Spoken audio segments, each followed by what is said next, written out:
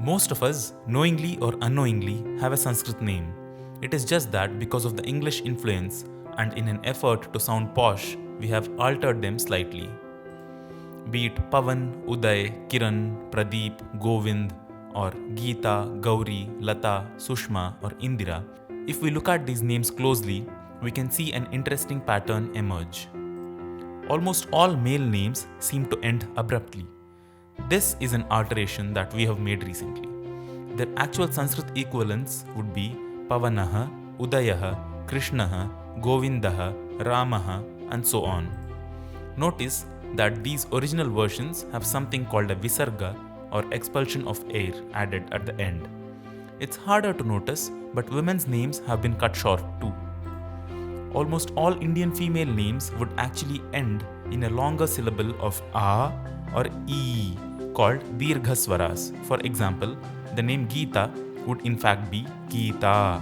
Gauri should have been Gauri and Prabha should have been Prabha.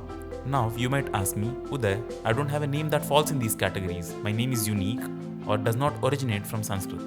No worries. If you have a unisex name like Kiran or a word from another language that does not have Sanskrit origins, there are a few suffixes that come in handy.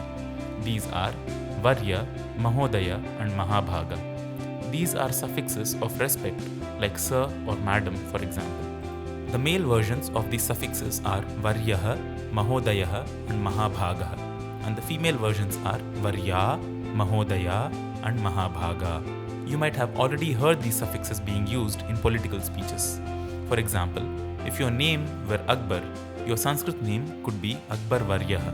Similarly, Kalam Mahodayaha, Anthony Mahabhagaha, and so on. For women, these suffixes would be Varya, Mahodaya, or Mahabhaga. It is very important to use these words only in third person. For example, where is Ramaha? Or did you see Lata Varya at lunch today? If you wish to address someone by their names though, their forms would change slightly. You should not call Sita as Hey Sita but Hey Site.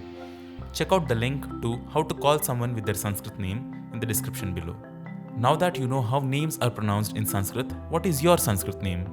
Do you need to add a suffix at the end? Go on and try it out with your friends. Let me know what their reactions were in the comments below. If you wish to explore a wide variety of topics from Sanskrit literature, consider subscribing to this channel. Make sure you share this video across with your friends. See you in the next video.